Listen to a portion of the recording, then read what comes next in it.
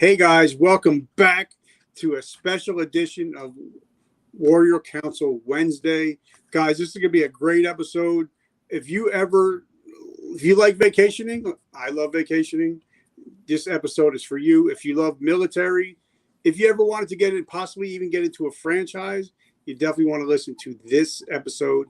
I want to thank the Warrior Council that you're sponsoring the show. If you guys are veterans and ever wanted to own a company, you need to get in touch with the Warrior Council because they will help you make your business just keep it growing and growing and growing. Brother, what is going on? How are you doing today? Good. How are you? Thank you for having me on. I know we were playing phone tag for a little bit, but thank God we actually got to come on.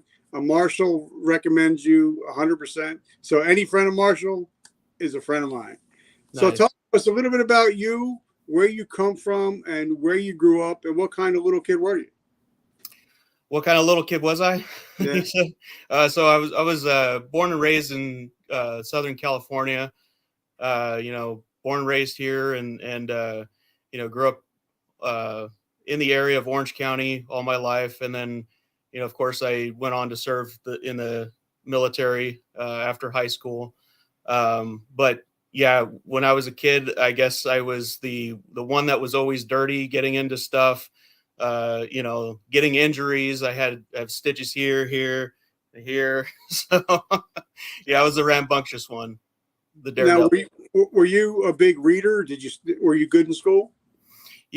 Honestly, I wasn't really good in elementary school, junior high school. I was just kind of the class clown kind of thing. But after the military, I went on to get my bachelor's and master's degree. And that's when I really focused on school and became more of a analytical person. So now, when you were in high school, was the military something you've always wanted to do, or is it just something like, hey, let me do this for something to do?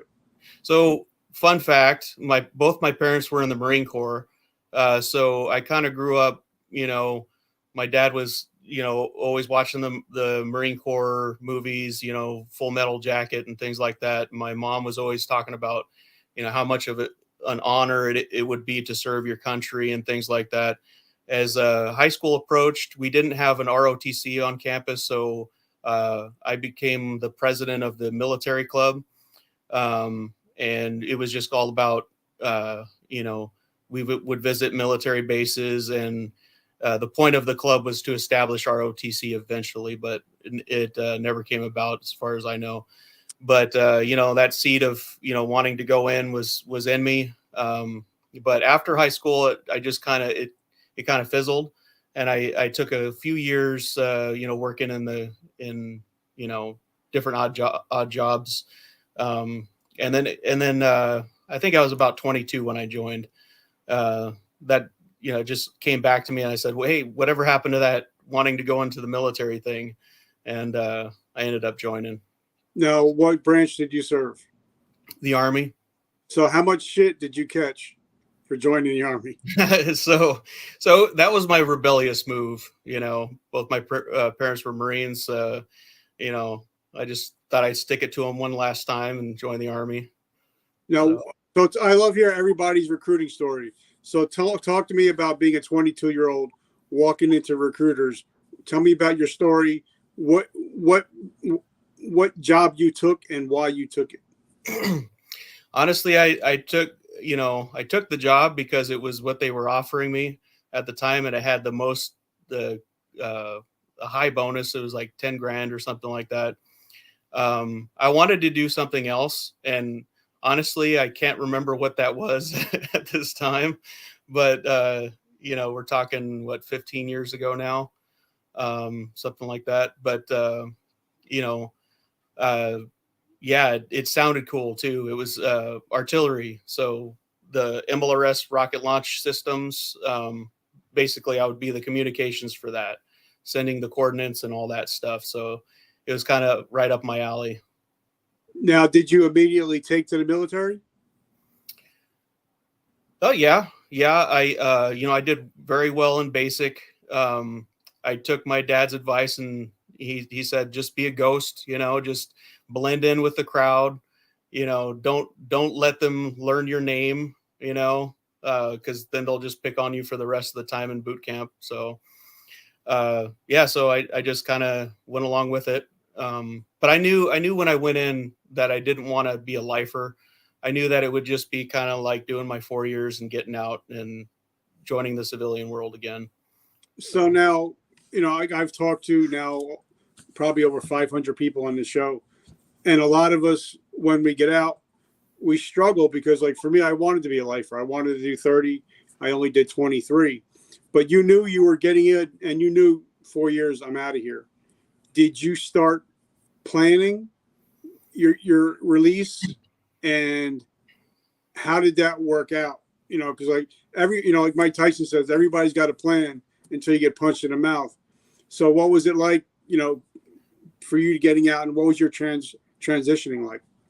So originally I thought I wanted to be a fireman, so when I was still in, I was exiting out at Fort Lewis, Washington. So while I think it was about 6 months before I got out, I started taking EMT courses, and I went through that. And towards the end, I was like, this isn't for me. It's good to know early on, right? So, I volunteered at the part of the courses. You had to either be a ride along as an EMT, or you had to work in a ER for 12 hours or something like that. But I was thinking, this isn't for me, because lifting patients and dealing with bodily fluids and things like that, it just wasn't for me. So I decided, I took my certificate and did nothing with it. But then I got out. I started applying for jobs and stuff like that. I ended up being a mailman for a while. I got a job as a postman, delivering in Huntington Beach, and that was a great job and everything. But then another part of my story is I received a packet of orders in the mail. I was in the inactive reserves at the time, so I was out for about a year before I got recalled to deploy to Iraq. So it was a huge blow, because I was a newlywed. We had just gotten married the year prior, and just coming up on our first anniversary, and here I bring home a packet of orders having to deploy. So we had to, pack up my apartment and everything, and then, deploy. So Now, did you deploy as doing your job title, or did they make you do something else when you got there? So it's funny how it worked. We had to go through, they had to, AIT, the advanced individual training. They had us do like a little refresher course. They flew us to Oklahoma, and I don't know, it's kind of a joke, but and then we mobilized in Mississippi and flew out from there. They were telling us that we were going to be doing our jobs there, but when we got there, we did nothing that relates to our job. So I was mainly doing the base security, convoy security. That's what my unit was in charge of while we were there. So you were there for about 12 months, something like that? Yeah. So obviously, did you go outside the wire, or did you get a lot of shit coming inside the wire? Both. Oh. Yeah. So I was up in Mosul, the Mosul area, Diamondback, Camp Fob Merez. We got rocketed, mortared, all hours of the day. And, before I was actually leaving the country, we were at the airport for 48 hours waiting for the special forces to go in there and take out some of the individuals who were launching RPGs onto the airfield. So that was my exit out of the country. As we were wheels up, I was, please don't get shot down. Please don't get shot down, kind of thing. But it was an experience. Let's just say that. So now, what was it like coming back home? Like you said, newlywed, family man, and I'm sure that the man that got on that plane to go was not the same man that came home on that plane. Yeah. So I spared my family the details of what we did over there and, the danger that we were really in. I didn't fill them in on those details while I was there. I just told them that I was, behind a desk, protected by, Ugandan soldiers and US soldiers and, I'm safe kind of thing. But my family noticed that something was different about me the day that I got home. And my brother was throwing the football in the backyard, and the football hit the sliding glass door, and I jumped as if there was like an explosion, So that's when I was like, uh-oh, maybe not, maybe it's not business as usual, So now, because a lot of times our wives, which my wife is my best friend, she's my bride, she's my everything, and she knows something was off after my injury, and so she's like, listen, you need to go get help. And for me, it was due to a failed suicide attempt in 2012 that I started to get some help. So what was your well, first of all, before I get that way, I want to thank our sponsors. Like I said, I want to thank Warrior Council. You guys are amazing. Thank you for everything you guys do. Without the Warrior Council, I wouldn't be the man that I am.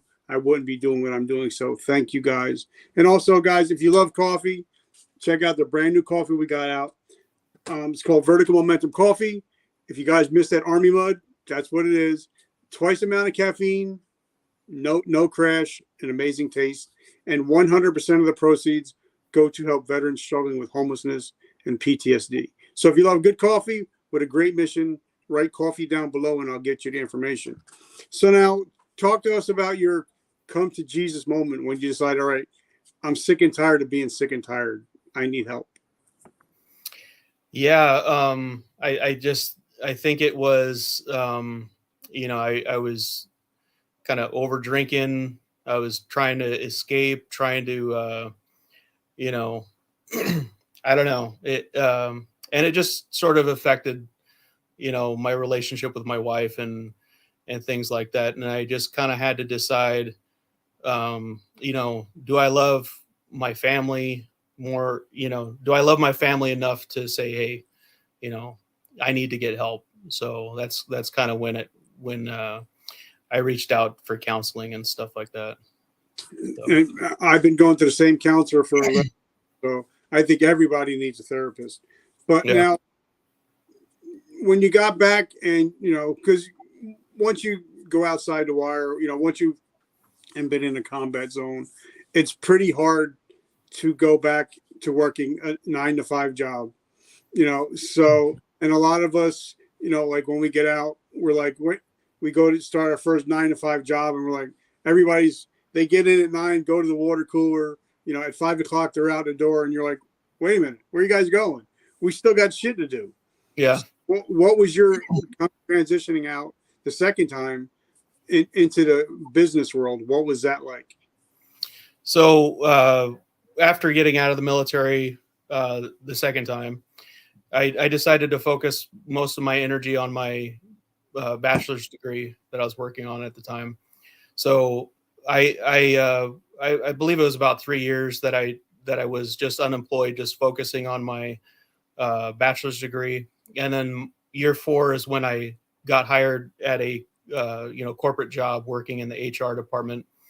And luckily, at the time, my boss was a veteran, so she kind of understood me a little bit more. I'll never forget my first day. We're used to structure and everything. I let her know that I was going to go use the restroom. And she said, I don't need to know where you're at all times. You just never tell me that again. Yeah. Just get up and go. So this is a little fun story. Yeah. So now when did you get the entrepreneurial bite? When did you get thinking, all right, you know what? I want to own my own business. What was that thought process? Because I find a lot of guys and girls, including myself, when we first get out of the military, we want to be in business for ourselves. So we start a company, a hat company, t-shirt company, liquor, coffee. And then 10 months later, we're $10,000 in debt and don't know what the hell just happened. And a lot of it is because we didn't sit and talk to our significant other before we started the business. And then when shit hit the fan, then we had to have an even harder conversation. So talk to us about when you got bit by the entrepreneurial bug.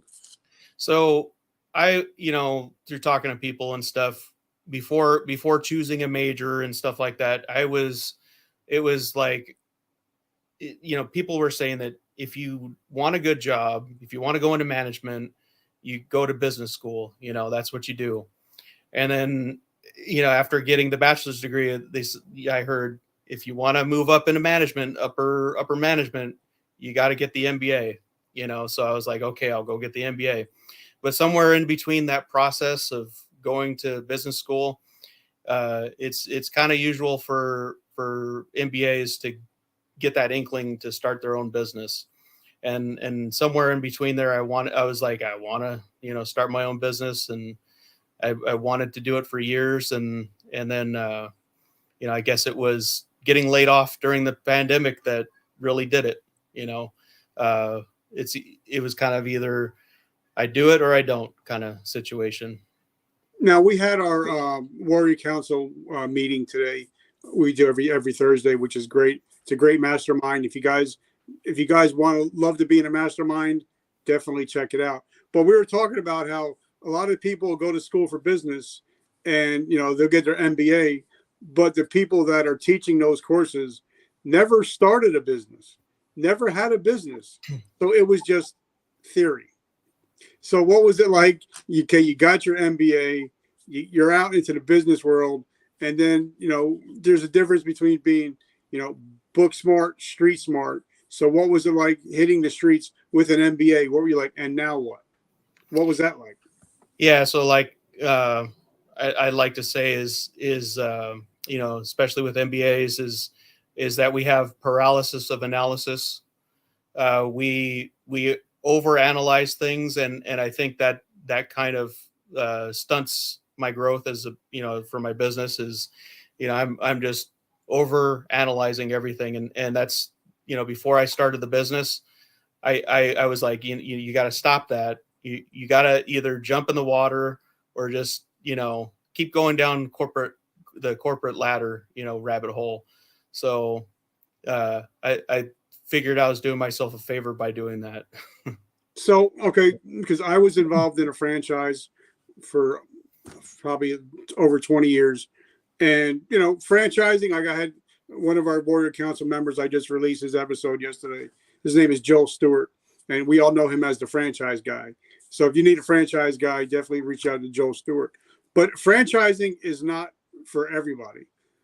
For me, in the military, if you become part of a franchise, it's usually they have a great operating system.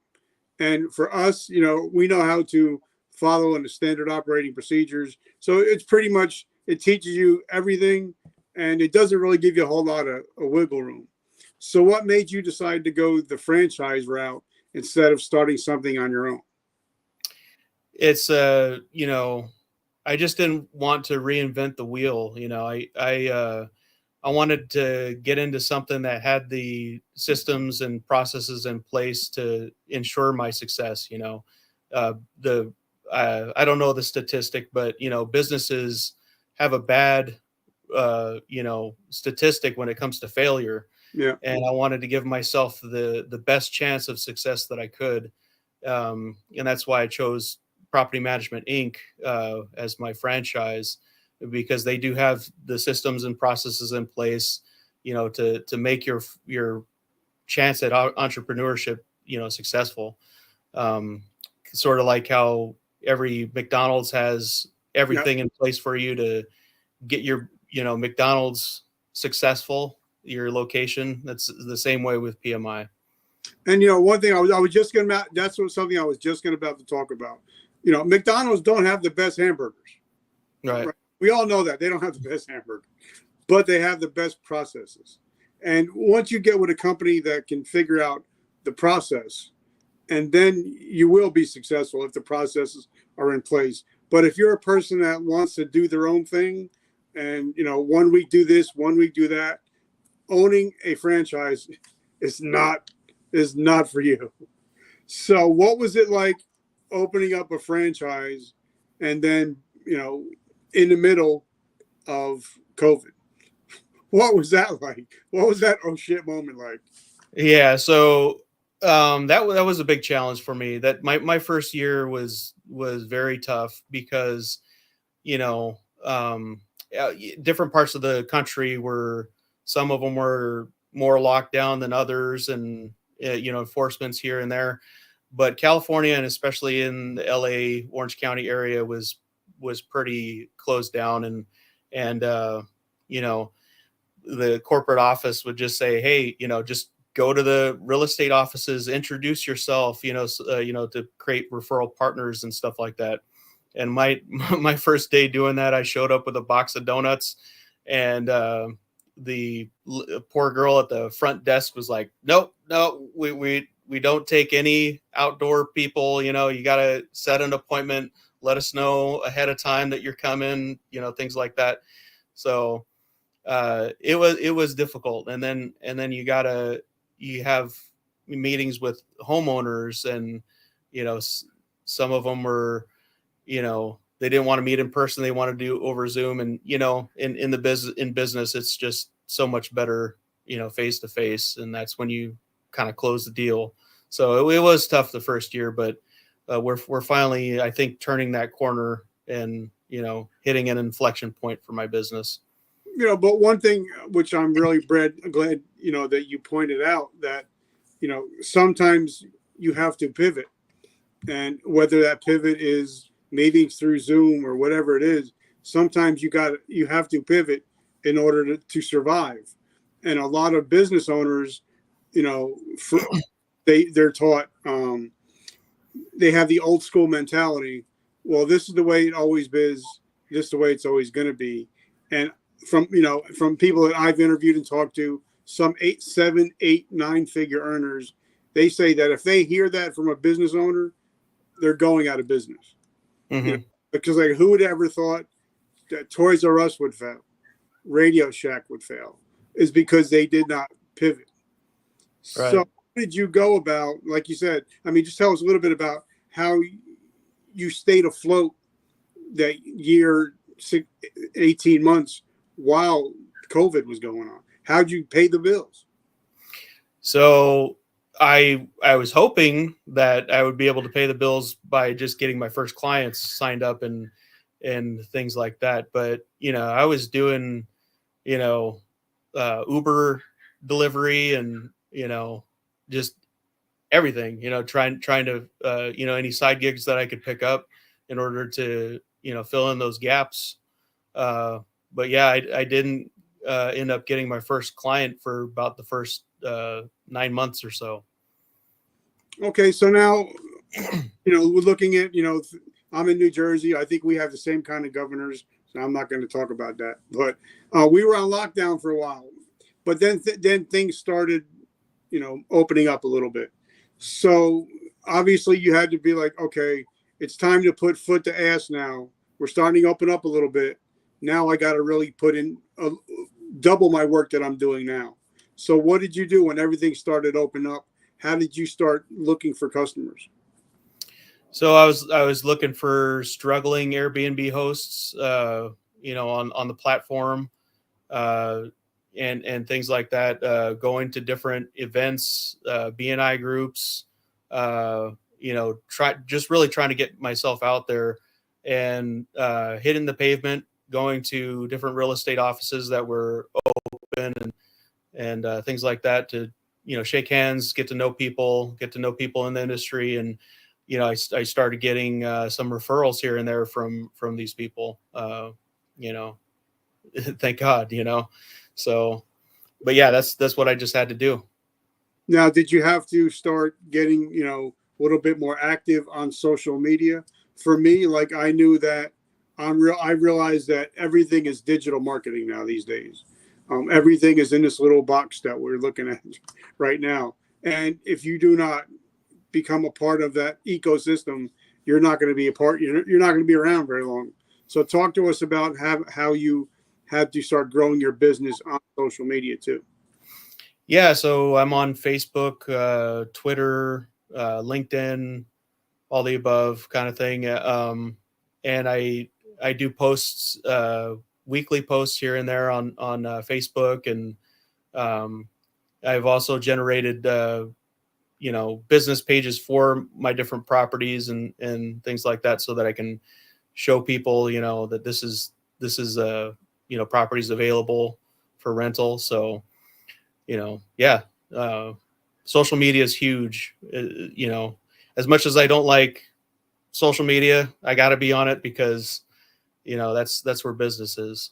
Now, how do you because for me it seems like and you seem like a little bit more reserved kind of guy. You don't seem to be like very animated, out there, pumped up. So how is it? Because I knew that when I first started out, I was that way, but I had to learn how to reach out, talk to people, get in, not get in people's faces, but reach out, shaking hands, kissing babies. So I'm sure that was a learning curve for you to realize, if I'm going to stay in business, I am the face of the business. I am my brand. So what was that like, having to learn how to do that stuff? Yeah, it is a challenge. I'm a bit more of a I'm not as personal as of a person. I kind of stick to myself, kind of. But I enjoy being indoors, so the lockdowns weren't so bad for me.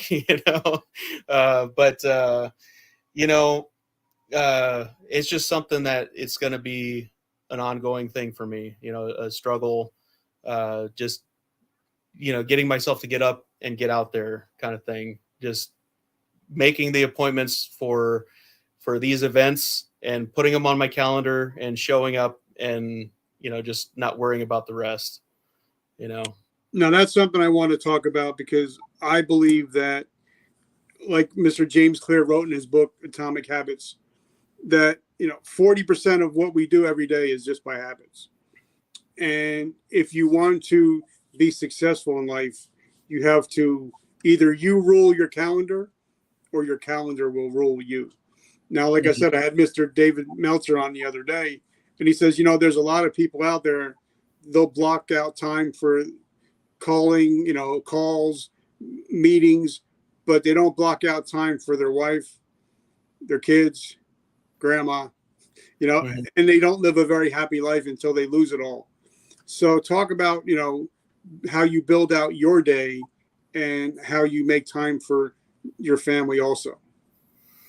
Yeah. So usually towards the end of the week, or even on the weekend, sometimes I'll do my planning for the next week, and I'll cut out time for, say if I'm planning on doing cold calls, I'll block out those times for those tasks. But I'll also have pretty strict rules on my office hours, because if I don't, then the business will just overtake me, and I won't spend any free time with my kids or family and things like that. So I got to keep those office hours in place. Me too. I'm the same thing. 6:00 p.m. That's it. I put my phone away until the next day. So just tell us a little bit about what you do and why you do what you do, and how do we find you, and how can we support you and your mission? All right. So yeah, I manage properties. I'm a property manager for Property Management Inc. My local franchise is called PMI Sunny OC, because it's always sunny in OC, and I wanted to capture that as my brand, So give people a reason to come here. It's always sunny here. So we manage vacation rentals and 30-day plus properties that are extended stay, 30 to 90 days, fully furnished, and we advertise our properties on Airbnb, Vrbo, and many other online travel websites. You can find me at pmissunnyoc.com. That's where my website is. That's where you can find what I do and some information about myself and my company. And Property Management Inc. is nationwide with, we operate in residential, commercial, HOAs, and vacation rentals. And, you can find, I think we have over 300 offices across the United States. So we're kind of becoming a bigger player in the industry by acquisition and organic growth, So you'll hear about us, shortly. We just keep expanding and getting more franchisees on board. But I'm happy to be a part of that team, and we call it the PMI family. So I love it. So talk to us. How did you get involved in the Vetprenuer tribe and the Warrior Council? So I was actually a member of BNI for quite a while, and I ended up visiting other chapters, and I came across an individual who invited me, and I ended up joining the Facebook group, and I was kind of just a lurker for quite a while, just kind of looking at the different posts here and there. And then somehow I found out that there was a Warrior Council, and I wanted to poke into that a little bit more, and I ended up joining that too. So. And how has that helped you in your business? So I've only been, I think, to 2 meetings so far. I plan on attending more in the coming weeks. Just had a couple, things in my schedule that I couldn't get around these last couple weeks. But so far it's kind of opening my eyes to how the veteran community can help my business, and I hope to find some help and help other businesses too. So. All right. So the last 2 questions I have, it's going to be a 2-part question. We live in a crazy world. We still live in a COVID world. A lot of places are still shut down. So there's still a lot of business owners driving for Uber, DoorDash, just to keep the doors open. So if I ask the average person to do something in 7 days, they're never going to get to it because we're so busy. Mm-hmm. But if I ask somebody that's watching this to take an actionable step in the next 24 hours, they're more likely. So I'm going to ask you a 2-pronged question. If somebody is struggling with their business, what is something they can do in the next 24 hours to get help? And the second and the most important thing, if somebody's struggling with their mental health, what is something they can do in the next 24 hours to get some help so they don't become a member of the 22? Yeah, definitely. That second question, don't be afraid to ask a brother for help. Reach out to, a lot of us, we struggle, but it's like, and we don't want to talk about it. It's just part of our upbringing and our time in the military. So I would definitely say, reach out to a brother or sister in arms, and, definitely have a conversation, whether by phone or, face to face or whatever. But also definitely reach out to the VA and any of the veteran centers out there that can help. So I'm sorry, what was the first question again? So if somebody's struggling in business, what is something they can do in the next 24 hours to start to get some help?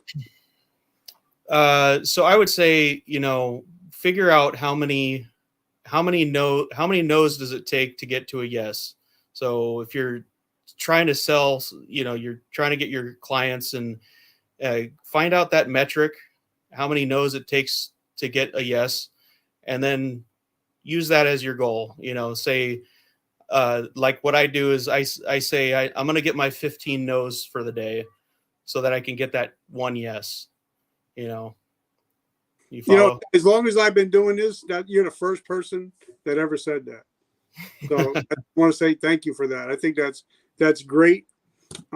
Great information, because it's all numbers. And like for me, I was in timeshare sales for a while, and I knew I had to talk to enough people to get to my numbers. But a lot of people, they don't really study their analytics. You know what I mean? So and I think it's something if you're in business, you really need to know your analytics. So I just want to say, that's great advice, brother. I just want to say thank you. I know we were playing phone tag for a while, but I'm grateful that we got some time to spend together. And I love everything you're doing. I can't wait to get out to California. I would love to come visit and hang out. And so, guys, if you're watching this and you want to take a vacation out to Cali for a while, stay for a month, 2 months, definitely check out my brother. He's got some amazing things going. If you guys are veterans and you want to start a business or you want to improve your business, check out the Warrior Council. And guys, if you love coffee, check out Vertical Momentum Coffee. So guys, I just want to say thank you. I love you guys. You guys are amazing. And like my t-shirt says, today I decide. All you have to do if you decide you want to change your life is make a decision and then act upon it. Brother, I want to say thank you, and I hope you have an amazing week. Thank you very much for having me. Guys, and just remember that, like Oprah says, if you want to help yourself, help somebody else. All right, guys, remember, vertical momentum. The only way to go is but up. I will catch you tomorrow.